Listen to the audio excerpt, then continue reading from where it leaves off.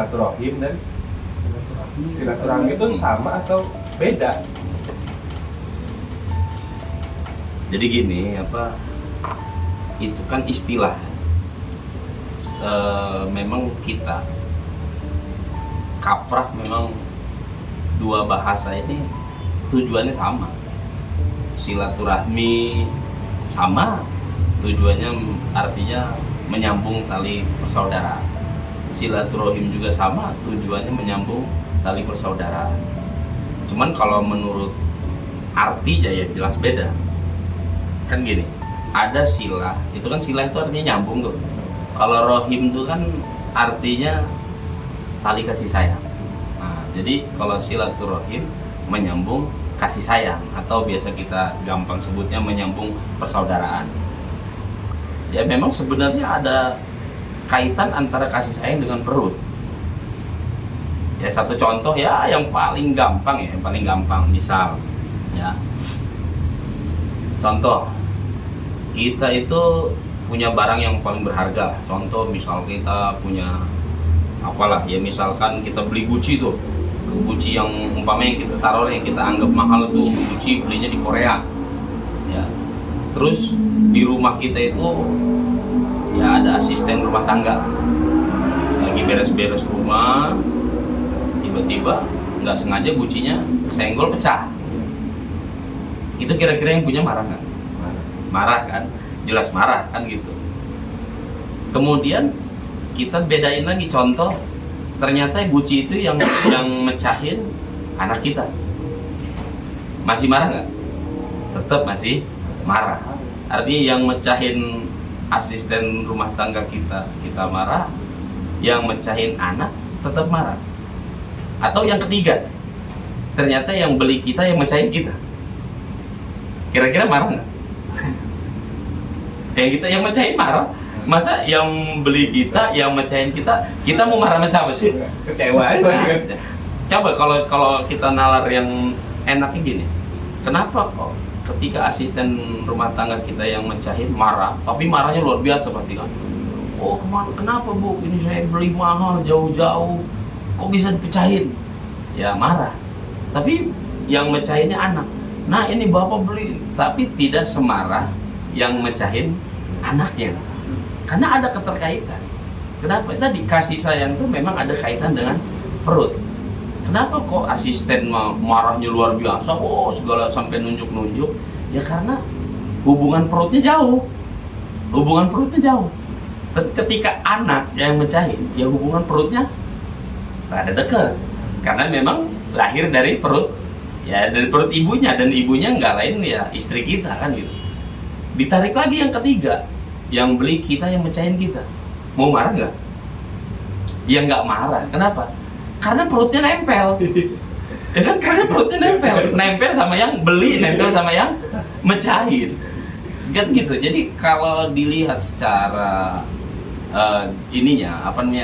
awamnya, memang antara silaturahim dengan silaturahmi ada perbedaan. Itu arti ya. Menyambung kasih sayang, silaturahmi, menyambung perut. Tapi kalau kita telusuri, ya nggak usah direpotin, cuman karena beda bahasa aja. Oh silaturahmi dengan silaturahmi. Sebenarnya kalau kita artiin dua-duanya, satu nyambung kasih sayang, yang satu nyambung perut. Ya ada kaitannya. Karena semakin perut itu dekat, ya semakin erat silaturahimnya, kasih sayangnya gitu.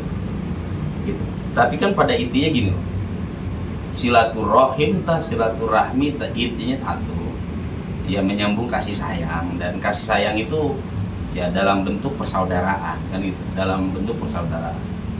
Dan yang perlu kita tahu lagi, selain silaturahim ataupun silaturahmi, intinya kan tujuannya ya menyambung persaudaraannya itu.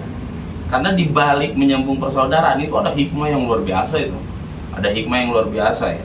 Ya sampai kata Nabi, silaturahmi atau silaturahim bisa menarik rezeki. Terus apalagi memanjangkan umur, apalagi menolak mara bahaya. Nah, itu nanti kita bahas lagi.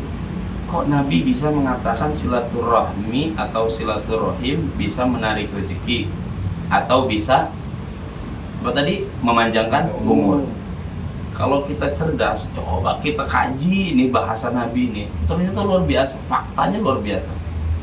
Contoh, yang paling awam, paling gampang, paling mudah, silaturahim menyambung persaudaraan dan manfaatnya bisa menarik rezeki. Satu contoh, ya kalian kan ya datang ke sini nih, kamu orang ini kan datang ke sini, tujuannya apa? Ya silaturahim. Bener tak kata Nabi silaturahim itu bisa menarik rezeki? Ya bener lah.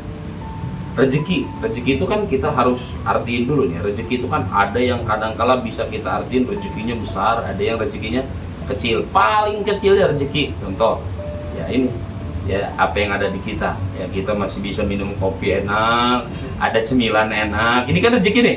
Rezeki dengan silaturahim, ya kamu orang dapat rezeki. Ya benar kata Nabi, silaturahim dapat menarik rezeki. Lah kira-kira kalau nggak main ke sini dapat kopi nggak kamu orang? Ya, belum tentu kan gitu. Paling gampangnya itu kan. Terus bakal ketemu kue sagon nggak? Enggak. Di rumah boro-boro nastar aja udah habis kan gitu. Ketemu semprong, ketemu kopi, kan itu paling kecilnya tuh. Jadi kita itu harus gini. Nabi setiap mengatakan ini ada manfaatnya. Setelah dikaji, ya faktanya benar. Silaturahim dapat menarik rezeki. Ya setelah dikaji ya benar. Contoh paling kecilnya kita main ke tempat saudara, ke tempat kawan atau ke tempat tetangga. Niatnya silaturahim. Ya paling kecilnya dapat minum. Atau paling kecilnya dapat doa. Contoh, kalau kita nggak ketemu kawan, kalau kita nggak ketemu saudara, nggak ketemu tetangga, nggak bakal ketemu ada bahasa apa kabar, sehat. Jadi, masa iya kita nanya diri sendiri, Wan apa kabar Wan? Sehat Wan nih, ngomong sendiri, jawab sendiri kan. Begitu ke tetangga, main ke tetangga, Assalamualaikum, Waalaikumsalam. Apa kabar Wan? Sehat Wan? Dapat doa, didoain orang sehat, kan gitu. Ya paling kecilnya itu tuh, ya bener-bener yang namanya silaturahim itu dapat menarik rezeki. Belum lagi nanti yang besar, contoh relasi, ya. Umpama kebetulan kita hobinya bisnis, ternyata yang kita main itu ke situ atau yang kita silaturahim hobinya juga bisnis kita lagi anjlok, kita main ke tetangga atau saudara yang lagi maju, pasti kan ada nanti nyenggol katanya ada hobi bisnis nih. Iya, bisnis apa? Oh ampun, bisnis lagi hancur-hancuran. Oh triknya gimana? Nah bisa jadi nanti jadi ilmu, yang ilmu itu dapat memotivasi bisnis kita semaju bisnis orang yang lagi diajak ngobrol. Dan itu nanti diajak ngobrol hasil dari apa? Ya dari silaturahim. Oh iya ya, ternyata pemasaran saya kurang bagus karena gini. Apa jadi triknya? Begini nih. Kita amalin tuh, kita kerjain tuh apa yang menjadi saran dia, yang menjadi masukan dia. Alhamdulillah bisnis kita maju lagi. Nah, secara tidak kita sadari, ternyata bisnis kita maju lantaran kita ngobrol, dan ngobrol itu kita lakukan ketika silaturahim.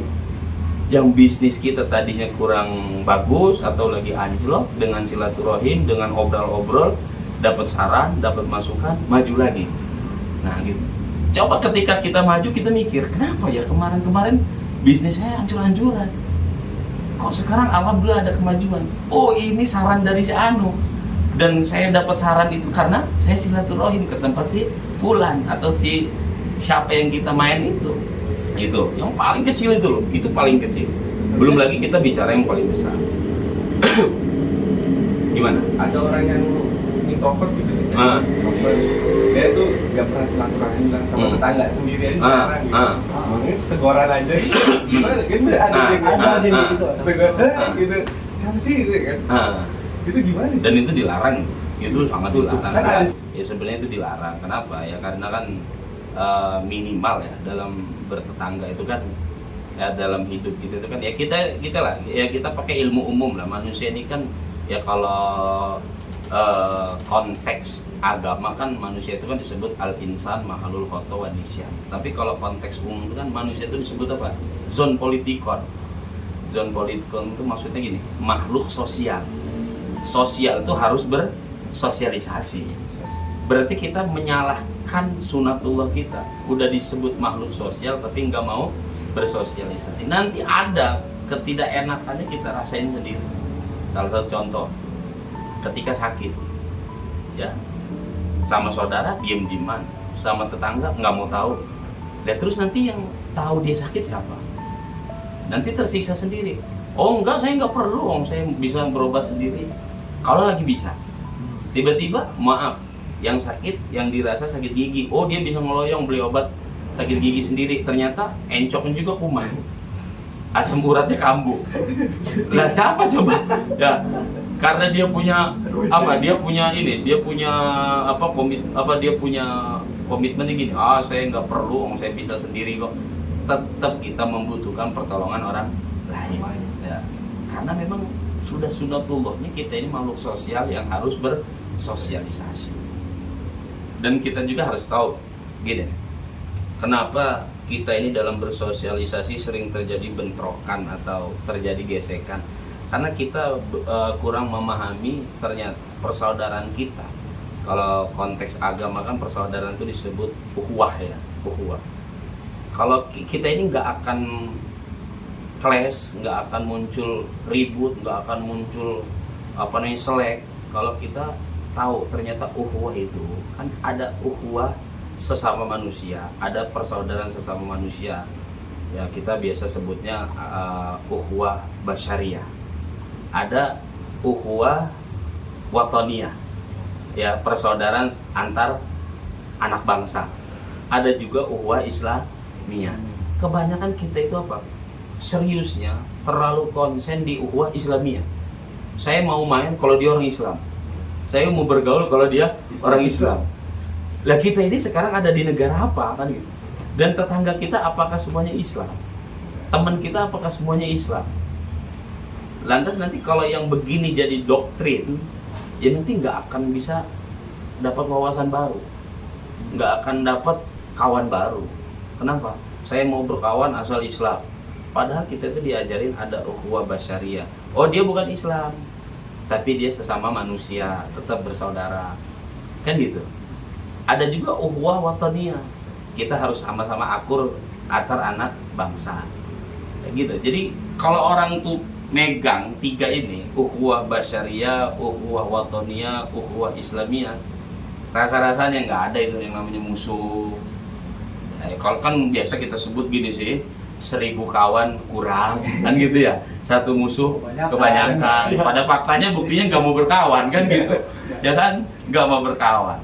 Cobalah, ya insya Allah sih kita itu kalau 3 pedoman ini kita pegang, ya kita harus menjalin persaudaraan antar anak bangsa, kita menjalin persaudaraan antar sesama manusia, kita menjalin persaudaraan antara sesama muslim, kan gitu. Jadi insya Allah, jadi gini, saya mau bersaudara, saya mau bertetangga, saya mau kenal asal dia sama-sama Islam, jangan. Ya karena kita ini tinggalnya juga bukan di negara Islam, ada yang bukan Islam, tetap bersaudara. Berarti saudara antar anak bangsa. Oh dia mau bukan bangsa Indonesia, tapi kan dia manusia. Berarti ukhuwah basyariyah. Artinya berpersaudaraan antar sesama manusia. Jadi beres. Ketika kita hidup di Belanda, kita nggak punya musuh. Kenapa? Orang sama, orang Belanda juga sama-sama manusia. Apalagi tinggal di Indonesia, walaupun beda agama, wong sama-sama anak bangsa Indonesia. Kan gitu. Apalagi kalau sama-sama muslim. Gitu. Ada di Instagram.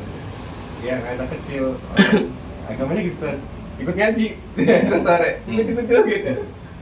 Kakaknya lagi dagang. Tapi gini tak, kadang gimana kalau yang kita itu sudah berusaha buat bertetangga itu dengan baik gitu lah ya. Tapi kadang ada aja gitu ya. Mungkin teman-teman juga pernah mungkin ada yang ngalamin gitu. Ini tetangganya emang resek, kocak banget gitu. Maksudnya kita sudah berusaha baik, negur dia, ngajak ngobrol dia, ya pokoknya bertetangga dengan baik gitulah ya. Kita coba gitu sama dia. Tapi dia ini tetap yang acuh nggak acuh, malah kadang salah berprasangka terhadap apa yang kita lakukan gitu. Itu maksudnya kita harus nikapin dianya itu udah diemin aja atau memang gimana gitu? Ya jadi gini. Perang dong. Jadi gini, ya kan ada istilah sih, ya kalau dia mukul tangan kiri, jangan kamu balas pukul tangan kanan. Jadi kalau dia mukul tangan kiri, ya kamu belai dengan tangan kanan. Jadi jangan sampai balas dendam. Kalau kita ini kan kadang gini, jahat dibalas jahat, baik dibalas baik. Makanya ada istilah ya, kalau orang baik, kalau kita baik karena orang itu baik, ya biasa, itu namanya balas budi. Kalau orang jahat, kita jahat, namanya dendam. Yang sulit itu tadi, orang jahat kita baik. Nah itu, makanya jadi intinya apa, ya udah kita baik-baik aja. Ya kita baik-baik, Pak. Ya ngomong ada Rokib Atid ini sih, ya nggak bakal salah nulis, ya nggak bakal salah nulis, nggak bakal salah nulis. Walaupun maaf kita baik, orang itu jahat, nggak akan ditulisin, enggak, tetap kata Rokib ini kebaikan. Ya biasa. Sebenarnya acuan kita itu ya gaya Nabi bergaul aja, beres. Nabi itu sama muslim, sama yang bukan muslim, nggak pernah itu beda-bedain, sama. Artinya ya sama-sama berbuat baik kan gitu. Nabi berbuat baik kepada tetangga yang bukan muslim, Nabi berbuat baik kepada tetangga yang muslim. Yang repot itu yang umatnya ini nih, ya, yang repot yang umatnya kan gitu, antipati bener sama orang kan gitu, jangan. Yakin lah kalau silaturahim tuh kita maknai bener-bener ya, dan jangan salah mengartikan gitu. Insya Allah sih aman gitu, baik aman dalam bergaul di lingkungan kita hidup, baik aman secara kenegaraan, artinya hidup di negara kita ini aman kalau silaturahim itu benar-benar dijaga gitu. Ini jangan pilih-pilih. Tapi banyak yang pilih-pilih gitu. Penyakit. Kalau orang bergaul pilih-pilih ngajak lagi. Penyakit orang bergaul itu satu, milih. Ya, milih bahaya. Ya. Siapapun, dari kalangan apapun, siapapun, ya kita tetap bergaul. Tapi kan kadang kalau kita nongkrong gitu ya, orang baru kan nggak cocok gitu kalau bicara ngobrolnya gitu kan. Biasanya sih kayak gitu sih kan. Kenapa? Karena tadi ya karena belum muncul rasa ingin tahunya gitu. Udah, misal kita ketemu kawan yang diem, ya kita diem juga. Ya dia bingung mau ngapain, ini diem kan gitu. Bingung. Ya mbok ya salah satu ada yang mulai lah, kan ada yang mulai. Nanti insya Allah kan gitu. Mulai lagi ngapain? Tapi kita juga awas, kita juga harus positive thinking ya sama orang yang diem. Bisa jadi dia itu benar-benar kalau kata agama itu kan salamatul insan bikin lisan ya. Jadi orang itu bisa selamat kalau bisa ngejaga mulut. Mungkin dia itu ngomong kalau butuh doang, ngomong kalau perlu doang, ngomong kalau yang bener doang. Nah, gitu. Perlunya. Tapi diem juga hati-hati loh. Memang ada sering ngomong kan gini, diem itu emas, tapi bisa juga diem itu perak. Bahkan diem juga bukan apa-apa, bukan emas, bukan perak. Contoh nih, paling gampang. Ada orang nih bawa motor, dia jauh, mau nyari alamat, set. Tiba-tiba ada kita di situ, kita tahu alamat yang dia mau cari nih. Assalamualaikum Pak, atau selamat siang Pak, mau nanya Pak, ini gang ini kemana ya Pak? Diem aja. Ya, sebaik-baiknya manusia itu adalah yang bisa menjaga lisan. Kok diem kan? Mubeng dia udah jauh-jauh, keringetan, capek. Padahal dia tahu, cuman ngomong mengkol kanan, mengkol kiri, 2 rumah sampai. Kan gitu. Jadi diem aja. Nah ini yang begini ini juga nggak beres nih, kan harus juga ngomong. Gitu.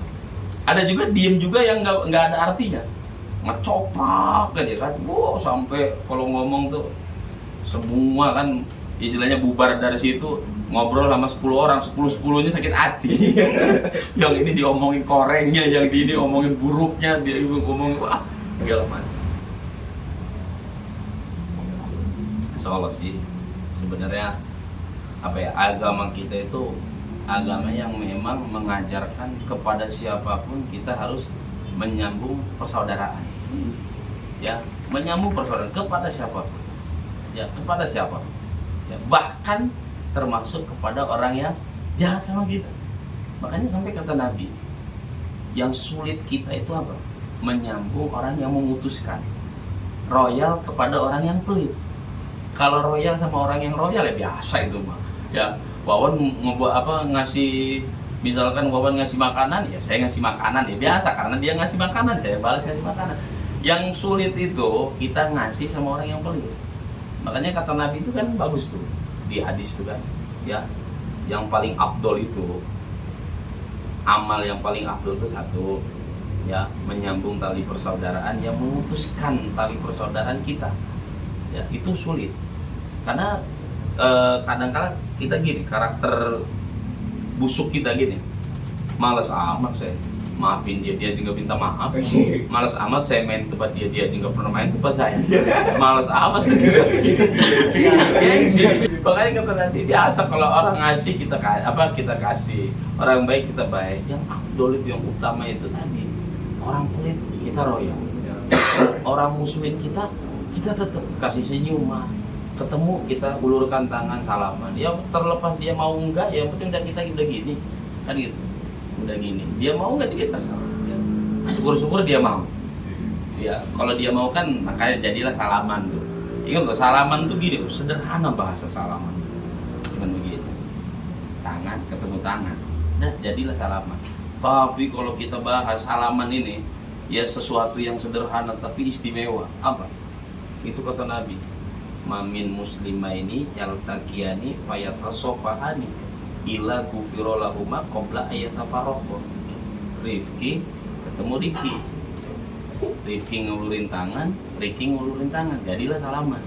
Ya, macam-macam kan gaya kita, ada yang gaya brother kan gitu ya, ada yang kemarin kita udah berapa tahun tuh salaman begini kan, ya kan, yang penting nyentuh kan gitu, ya kan, segala sesuatu tuh inamal amalu bini, ya niatnya pokoknya salaman, ya karena SOP-nya begitu ya, intinya salaman. Ya apa kata Nabi, itu dua-duanya diampuni dosanya. Rifki punya dosa, Riki punya dosa, ketemu salaman. Padahal dia dosanya di mana, Riki dosanya di mana, gara-gara ketemu salaman. Gitu dua-duanya salaman, dua-duanya diampunin dosanya. Bahkan sebelum dia orang misah dari situ, sebelum si Riki pulang, itu udah diampunin dosanya. Nah ini yang sulit. Tapi ingat juga loh, jangan mentang-mentang salaman, ayo semua salaman. Ini bagus salaman, salaman ya. Iya, apalagi salaman milih-milih. Dia kan gitu ya. Ya, kenapa? Ini soalnya menyelam sambil minum air nih kalau sama dia di salaman kan. Ya, gitu. Jadi apa ya? Kita itu ternyata dalam Islam itu sesuatu yang kita anggap sederhana ternyata istimewa. Banyak salaman sederhana. Apa sih ya salaman? Cuma salaman doang loh. Tapi kata Nabi bisa melebur dosa. Ya, bisa melebur dosa. Bahkan sebelum berpisah dari tempat itu habis loh, dilebur. Apalagi sederhana, contoh kata Nabi, ya, berbuatlah baik walaupun hanya sekedar apa, menyingkirkan ranting kayu dari tengah jalan. Sederhana, maaf, ranting kayu segede gini kan, jatuh di pinggir jalan, cuman kita singkirin doang. Masa sih Nabi nyuruh begitu? Sederhana banget, padahal itu istimewa karena kita menganggap untuk kita. Karena kita ini yang paling bahaya ketika beramal mikirin kita sendiri. Kita ini bawa motor, Wawan bawa motor, saya ada ranting, ya tinggal goyang dikit selesai kan gitu. Tapi kalau orang yang sadar, orang yang bagus kan begitu ngeliat ranting, oke, saya bisa mengkol, nggak kena. Dan di belakang saya ini ada ibu-ibu loh, kebetulan ibu-ibunya bawa anak kecil di depan, ngegayur anak kakak-kakaknya di belakang, belum pada gede semua. Lah ibu-ibu kan ketemu ranting, baru-baru ketemu ranting, kucing nyebrang aja kaget kan, bupak ngegabruk. Coba bayangin kita, kalau kita beramal mikirin ke sono, beres negara ini, beres kita ini bergaul, nggak akan ada istilahnya mikirin diri sendiri. Pinggirin tuh ranting, karena kan oke, bagi kita gampang, bisa loncat atau bisa ngehindar. Tapi yang di belakang bisa nggak kira-kira? Makanya begitu kita singkirin tuh ranting, kita dapat pahala. Dan yang penyakit lagi nih kita ini apa? Kalau nyari pahala hitung-hitung, gede apa enggak ya? Gede apa enggak ya? Gede apa enggak ya? Kan gitu. Gas. kecil ini mah pahalanya kan gitu bahaya. Ngomong silaturahmi tadi itu, kalau orangnya dendaman kan gimana? Gimana maksudnya? Maksudnya dendaman lah gitu orangnya. Jadi Salaman sih salaman, tapi hatinya kan gitu. Jangan mau lebaran aja gimana? Ah. Bisa beda lagi. Iya. Salaman Nokia. Awas. Salaman Nokia. Belum ini gitu. Jangan, artinya kan gini ya, salaman itu kan bentuk apa ya, perdamaian, bentuk persetujuan. Buktinya lagi kalau kita minta persetujuan, setuju ya dengan salaman, damai ya dengan salaman kan gitu. Ya jadi buat apa kalau salaman tapi masih ada dendam-dendaman gitu. Ya walaupun tetap ya artinya kan pelan-pelan lah, pelan-pelan. Yang apalagi dendam-dendam itu kan ya masih saudaranya hasut, dendam, hasut, ya kan, iri, dengki, itu kan keluarga besar, big family mereka itu kan, dendam, hasut. Karena nanti kalau udah dendam ada hasut, nanti udah ada hasut, apalagi, wah macam-macam lah. Ya ini yang paling ribet, karena yang paling ribet itu ngobatin hati. Kalau ngobatin johir gampang, separah-parahnya penyakit lambung tetap ada obatnya dan gampang dapat. Yang sulit itu tadi kalau udah penyakit hati. Kata Nabi, kalau hati itu udah sakit semuanya itu sakit. Ya, kalau hatinya udah sakit semuanya sakit. Makanya hati-hati. Ya, ini jangan mudah sakit hati dan jangan mudah menyakiti hati. Iya. Obat itu ternyata ada di kita sendiri. Ada di kita sendiri. Ya, ketika kita menjudge orang itu salah, ternyata obatnya ada di kita. Oh enggak selamanya dia salah. Karena kan kita itu ya pasti apa ya, berantem tuh perasaan tuh antara perasaan yang jelek sama yang baik. Nah kalau orang udah bisa menguasai perasaan baiknya itu enak. Ya itu biasa kita sebut namanya hawa nafsu. Ya hawa nafsu itu kan begitu. Kalau kita udah bisa menguasai, enak banget. Ya. Enak banget, kawan banyak kan gitu. Orang yang demen banyak. Terus punya mulut bisa jaga mulut kan? Punya hati bisa jaga perasaan. Jangan betul-betul sakit hati, betul-betul sakit hati. Yang nggak ada manusia yang sempurna, nggak ada manusia yang sempurna, cuman rokok doang yang sempurna. Sempurna kan gitu. Tadi ya kembali lagi, beres pokoknya bergaul, kuncinya satu, jangan milih. Udah, jangan milih kan gitu. Walaupun tetap ya ada konteks berkawanlah, milih-milih. Karena kan gini, kalau main apa dengan tukang minyak wangi ikut wangi gitu. Main apa namanya? Tukang apa namanya? Pandai besi minimal kena cipratan baranya. Ya ternyata kita yang berbahaya kan gitu. Kalau bahasa orang bijak bukan pinter merasa, jangan merasa pintar, gitu. Pinter merasa. Saya ngobrol sama Ricky, ya pinter merasa aja, jangan merasa pintar. Karena kan penyakit yang paling utama itu orang kalau udah merasa pintar dalam segi bisnis paling pinter, paling ngerasa pinter bisnisnya. Dalam segi ilmu paling pinter ilmunya. Dalam segi bergaul paling pinter ilmu pergaulan. Ini yang bahaya. Tapi kalau pintar merasa, insya Allah itu akan melahirkan sifat itu namanya rendah hati. Kamu bisnisnya maju bener, kan gitu. Tapi kalau pinter merasa, ya, kalau merasa pinter, kalau merasa pinter, wih kamu ini bisnisnya hebat bener ya. Iya lu mah gua dilawan kan gitu. Nah sombong nanti. Tapi kalau pintar merasa pasti tawan. Ilmu juga sama, punya ilmu nih. Kalau merasa pintar sombong, hebat ya kamu ya. Baca ini bisa, yang ngejawab ini bisa, ditanya bisa jawabannya. Pokoknya kamu ini apa kalau yang orang merasa pintar? Baru segitu kan gitu ya. Ya kayak nggak tahu gua aja kan gitu. Tapi kalau orang yang pintar merasa, dia ini pintar merasa, pasti akan melahirkan tawadu. Hebat kamu ini, ilmu apa aja bisa. Apa? Kalau orang yang merasa pintar, pasti jawabannya apa? Iya lu kayak nggak tahu gua aja kan gitu. Tapi kalau orang yang pintar merasa, enggak, apa sih itu mah cuman ya titipan itu mah kan gitu. Gue cuman tugasnya ngebaca, belajar, ya dititipin ilmu, ya udah. Selebihnya ya kalau bener ya datang dari Allah, kalau salah ya itulah gua kan gitu. Ya manusia kan sifatnya salah dan lupa kan. Semua ya apa aja. Ya udah itulah ya teman-teman ya. Terima kasih udah nonton. Jangan lupa untuk like, komen sama subscribe-nya. Dan kalau ada pertanyaan dari teman-teman juga kita persilahkan ya semua. Kita persilahkan taruh di kolom komentar. Insya Allah di pertemuan berikutnya kita coba bahas seputar tadi silaturahmi atau silaturahim. Ada yang lainnya deh. Ya atau boleh pertanyaan-pertanyaan yang lain juga nggak apa-apa gitu. Coba untuk dijawab sama guru kita Ustaz Guntur. Itu aja mungkin untuk video pertama kita. Kalau masih banyak kurangnya kita minta maaf sama masukannya supaya kita bisa jadi berkembang lebih baik lagi. Wassalamualaikum warahmatullahi wabarakatuh.